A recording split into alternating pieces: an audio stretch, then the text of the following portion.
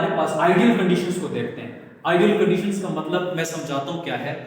जब हम देखते हैं कि हमारे पास फॉर एग्जांपल 100 ml का ब्लड है तो उसके अंदर ऑक्सीजन की कितनी अमाउंट मौजूद होगी, 20 ml। अगर मेरे पास, मैं यहाँ फॉर एग्जांपल आसान करके समझा दिया, मेरे पास फॉर एग्जांपल कितना ब्लड है, ये 100 मिलीलीटर ब्लड। कितना? 100 मिलीलीटर। इस 100 मिलीलीटर ब्लड के अंदर सिर्फ और सिर्फ 20 ml जो है, कितने ml? फॉर एग्जांपल इसके अंदर ये पोर्शन जो है, ये वाला पोर्शन, इस पूरे पोर्शन के अंदर 20 ml ऑक्सीजन है। समझते हैं आप बात को कि 100 मिलीलीटर ब्लड में 20 मिलीलीटर का ऑक्सीजन मौजूद होता है। 20 millilitre oxygen is present in 100 ml of the blood. और कब होगा? जब partial pressure of oxygen 100 mmg, यानी एटमॉस्फेयर प्रेशर क्या हो, 100 mm ऑफ Hg मर्क्यूरी हो। कितना हो पार्शियल प्रेशर ऑफ 100 mmg? तो ये कहां पे होता है? तो ये डियर स्टूडेंट सी लेवल पे। आइडियल कंडीशन का मतलब सी लेवल पे partial pressure of oxygen is 100 mmg। और उस वक्त जो बॉडी में जो ऑक्सीजन की मिकदार होगी पर 100 ml कितनी होगी? 20 ml ऑफ ऑक्सीजन।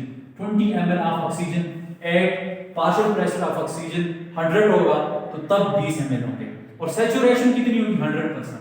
सैचुरेशन का मतलब है कि कितने हीमोग्लोबिन के साथ, हमने कहा मैक्सिमम 4 ऑक्सीजन के मॉलिक्यूल जाते हैं। तो सैचुरेशन का मतलब इस वक्त सैचुरेशन कितनी? 100%। सैचुरेशन 100% का मतलब ये है कि हीमोग्लोबिन के साथ चारों के 4 ऑक्सीजन अटैच है। ये आइडियल कंडीशंस है आर्टेरियल ब्लड के अंदर, बॉडी के अंदर। अब नॉर्मल कंडीशंस कितनी है? तो ये जो आइडियल कंडीशन थी, अब आते हैं नॉर्मल कंडीशंस की तरफ। नॉर्मल कंडीशंस का क्या मतलब है?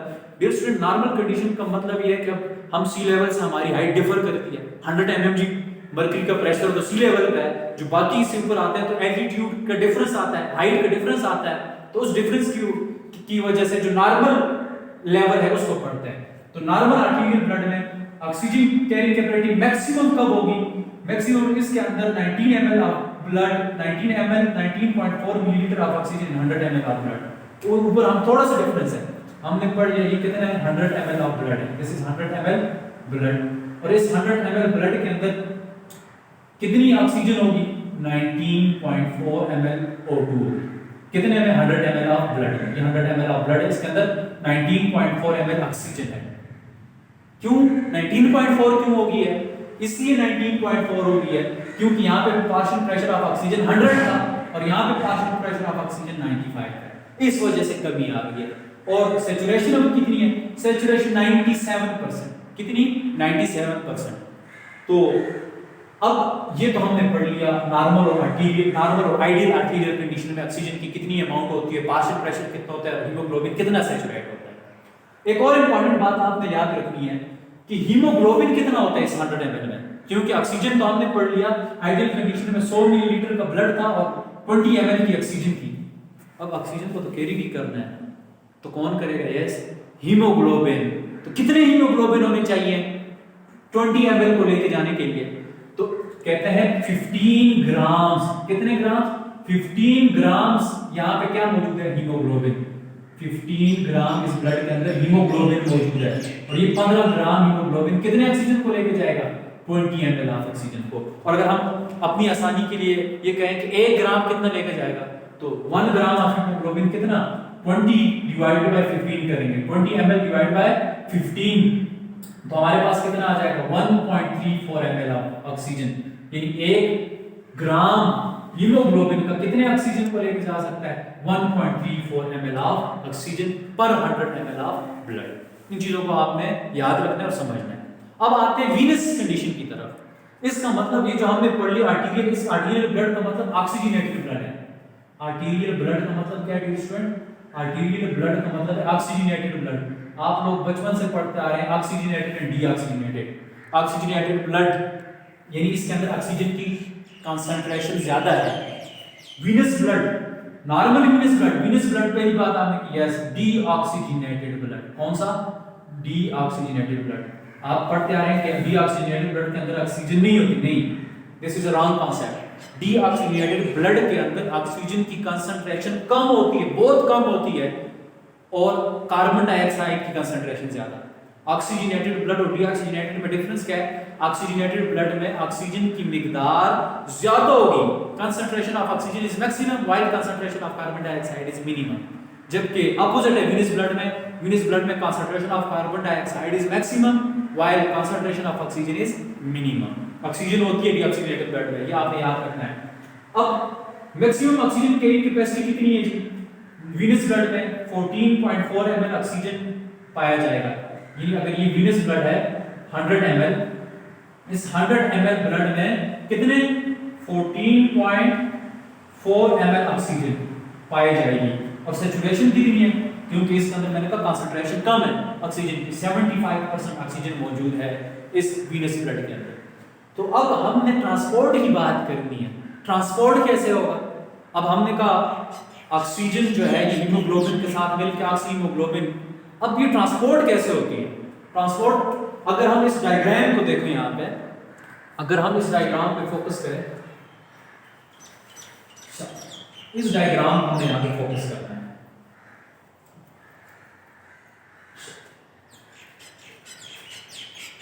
अब ऑक्सीजन जो है स्टूडेंट, अब ऑक्सीजन क्या करता है? ऑक्सीजन हमें पता है इनहेलेशन हुई, ऑक्सीजन बाहर एटमॉस्फेयर में मौजूद था, एटमॉस्फेयर से एल्वेओलस के अंदर पहुंचा। अब एल्वेओलस के अंदर उसका पार्शियल प्रेशर ऑफ ऑक्सीजन क्या है? मैक्सिमम है। Partial pressure of oxygen maximum है। तो हमें पता है कि इस एल्वेओलाई को सराउंड किया कैपिलरी है। ये कौन से? ये कैपिलरीज हैं। क्या है? कैपिलरीज हैं।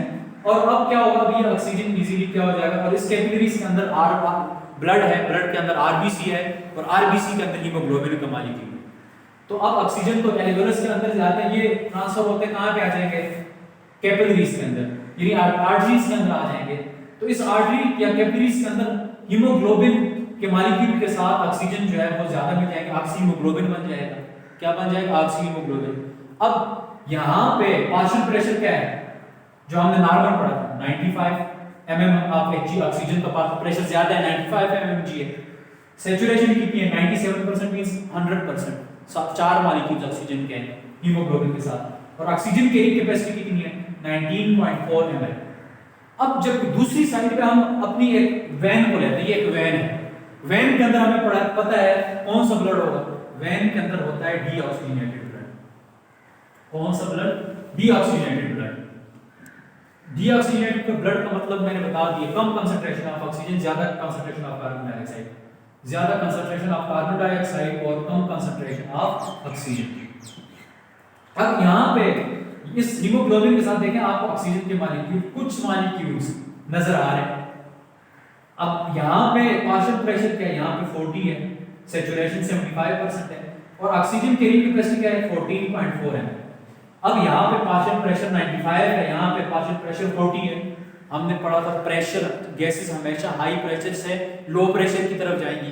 तो इन कैपिलरीज के अंदर, इन आर्टरी के अंदर क्या था? प्रेशर ज्यादा था, तो हाई प्रेशर से लो प्रेशर। दूसरा इंपॉर्टेंट, यहाँ पे ऑक्सीजन कैरिंग कैपेसिटी 19.4 है, और यहाँ पे कितनी है? 14.4। तो अब ये जो हीमोग्लोबिन का मॉलिक्यूल ऑक्सीजन लेके आ रहा है, यहाँ तक जब पहुंचेगा तो यहाँ पे तो प्रेशर डिफरेंस आ जाएगा, क्योंकि यहाँ पे प्रेशर कितना था? 95 था, यहाँ पे कितना था? यहाँ पे 40। दूसरा, यहाँ पे ऑक्सीजन के मॉलिक्यूल की कितनी मिकदार थी? 19.4 ml। कितनी? 19.4 मिलीलीटर ऑक्सीजन मौजूद है इस आर्टरी पर। यहाँ पे कितने? यहाँ पे 14.4 है। तो क्या होगा कि 19.4 से डाइफ्यूजन होगी। क्या होगी? डाइफ्यूजन होगी। 19.4 से यहाँ तक कितने आएंगे? अब आप मुझे बताएंगे। यहाँ पे 14.4 और यहाँ पे 19.4, तो वी विल सब्ट्रैक्ट 19.4 ml से कितने ml निकाल देंगे? 14.4। तो कितना रह जाएगा? 5 ml। कितना? 5 ml of oxygen from arterial blood. कौन सा arterial blood? Will transfer into venous blood. समझ गए आप बात को? कि कितना? यहाँ पे 19.4, तो डाइफ्यूजन होगी। क्या हो रही है बेसिकली? डाइफ्यूजन। 19.4 से कितने? यहाँ पे 14.4। तो what is the difference? Now diffusion होगी कि हाई कंसंट्रेशन से लो कंसंट्रेशन। और यहाँ तक कितनी ऑक्सीजन इस मॉलिक्यूल के साथ आएगी? 5 ml। कितनी ml? 5 ml। इस 5 ml of oxygen will move into the venous blood.